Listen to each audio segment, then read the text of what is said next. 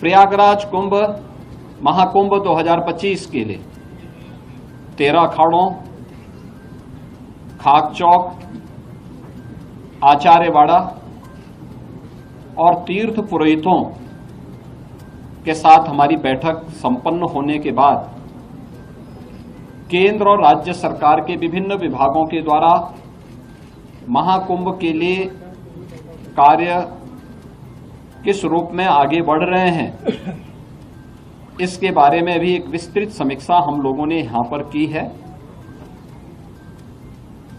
दिव्य एवं भव्य कुंभ के जो थीम प्रधानमंत्री मोदी जी ने 2019 में हम लोगों को दी थी, कुंभ भी स्वच्छ, सुरक्षित और सुव्यवस्थित हो सकता है। 2019 का प्रयागराज कुंभ उसका एक उदाहरण बना था।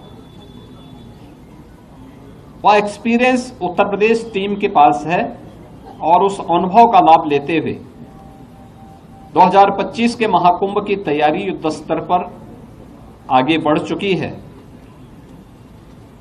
अब तक 5,600 करोड़ रुपए से अधिक की प्रोजेक्ट को प्रयागराज को भी भव्य और सुंदर बनाना है। 2019 में प्रयागराज की शोभा पर पूरी दुनिया आकर्षित हुई थी। लगभग 24 करोड़ श्रद्धालु जनों ने प्रयागराज आकर के संगम में स्नान किया था और इतने बड़े आध्यात्मिक और सांस्कृतिक आयोजन में सहभागी बने थे। लगभग 100 के आसपास देशों के राजनयिकों ने भी यहां पर आकर के इस बड़े आयोजन में भागीदार बनकर के भारत की आध्यात्मिक और समृद्ध सांस्कृतिक परंपराओं का अवलोकन करने का उन्हें भी अवसर प्राप्त हुआ था और उसी को और भव्य रूप देने के लिए हम लोगों ने यह कार्रवाई विभिन्न विभागों ने प्रारंभ की है, जिसमें उत्तर प्रदेश सरकार के साथ साथ केंद्र सरकार के भी रेलवे के द्वारा, एयरपोर्ट अथॉरिटी के द्वारा, भारतीय राष्ट्रीय राजमार्ग प्राधिकरण के द्वारा और भी अन्य विभागों के द्वारा मिलकर के बेहतरीन तरीके से अपने कार्यों को आगे बढ़ाया जा रहा है। यद्यपि जब कुंभ का आयोजन होता है तो उस समय संगम में जल का जो स्तर होता है उस समय लगभग ये 8 से 10 हजार क्यूसिक वाटर वहां पे होता है। आज प्रातःकालीन सत्र में हम लोगों ने देखा है जल की मात्रा भी लगभग 2.25 लाख से लेकर 2.5 लाख क्यूसिक वाटर अभी यहां पे जल है। जल को रिसीट होने में अभी 10-12 दिन लग सकता है, लेकिन कुंभ की तैयारी में, महाकुंभ की तैयारी में फिलहाल कोई बाधा नहीं है और हम लोगों ने एक डेडलाइन दी है कि 15 दिसंबर तक हर हाल में सभी प्रकार के कार्य, निर्माण के कार्य संपन्न होने के साथ ही कुंभ के दायरे को भी बढ़ाने का कार्य 2013 के प्रयागराज कुंभ की तुलना में इस बार उससे दुगने से अधिक क्षेत्र में कुंभ फैलेगा। हमारा प्रयास होगा कि पीक डे के दिन जो मुख्य पर्व हैं, पौष पूर्णिमा 13 जनवरी से लेकर के और महाशिवरात्रि 26 फरवरी तक, ये जो अलग अलग पर्व पड़ेंगे, जिसमें पौष पूर्णिमा है, मकर संक्रांति है, मौनी अमावस्या है, बसंत पंचमी है, माघी पूर्णिमा है और शिवरात्रि है।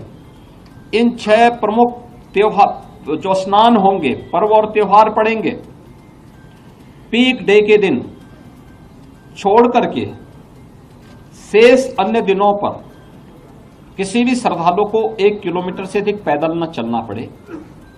7,000 से अधिक परिवहन निगम की बसेज, शटल बसेज यहां पे सेवा के लिए लगाई जाएंगी, इलेक्ट्रिक बसेस लगाई जाएंगी और भी व्यवस्था यहां पर हम लोग देने का कार्य कर रहे हैं। प्रयागराज महाकुंभ के बहाने एक भव्य और दिव्य रूप में देखने को मिलेगा। सुरक्षा के लिए भी बेहतरीन तैयारियां की जा रही हैं। आर्टिफिशियल इंटेलिजेंस के टूल्स का भी इस्तेमाल किया जा रहा है और कहीं भी किसी भी प्रकार की कोई असुविधा नहीं होगी। जीरो प्लास्टिक के लक्ष्य को लेकर के प्रयागराज कुंभ को हम लेकर के चले हैं। जीरो लिक्विड डिस्चार्ज, किसी भी प्रकार का सॉलिड या लिक्विड डिस्चार्ज मां गंगा और यमुना में उस दौरान न हो, इसकी तैयारी।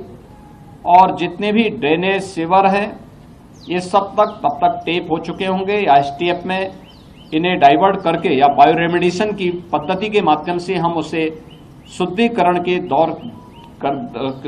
से ही उससे डिस्चार्ज करेंगे। ये सारी सुविधाएं यहाँ पर हम लोग देने जा रहे हैं और मुझे पूरा विश्वास है कि प्रयागराज कुंभ 2019 ने एक मानक स्थापित किया था, उससे भी बड़े स्तर पर एक भव्य और दिव्य कुंभ को स्वच्छ, सुरक्षित और सुव्यवस्थित कुंभ के रूप में हमें स्थापित करने में सफलता प्राप्त होगी। इस संबंध में मैं आप सबका भी आह्वान करूंगा, 2019 के कुंभ के प्रयागराज कुंभ के लिए की सफलता में आपकी भी बड़ी भूमिका थी। इस बार फिर से अपनी सकारात्मक भूमिका के साथ प्रयागराज को और भारत के सनातन धर्म के इस भव्य आयोजन को वैश्विक मंच तक पहुंचाने में आप सबका सकारात्मक योगदान होगा। आप सबको मैं एक बार फिर से धन्यवाद देता हूं, आपका अभिनंदन करता हूं। बहुत बहुत धन्यवाद जी। आज यहां पे लोगों सर्वसिद्धि प्रदा कुंभ का जो 2019 में यहां का लोगो था, उसी व्यवस्था को आगे बढ़ा करके प्रयागराज जो महाकुंभ प्रयागराज 2025 का लोगो आज जारी हुआ है। चैनल को like, comment, share and subscribe जरूर।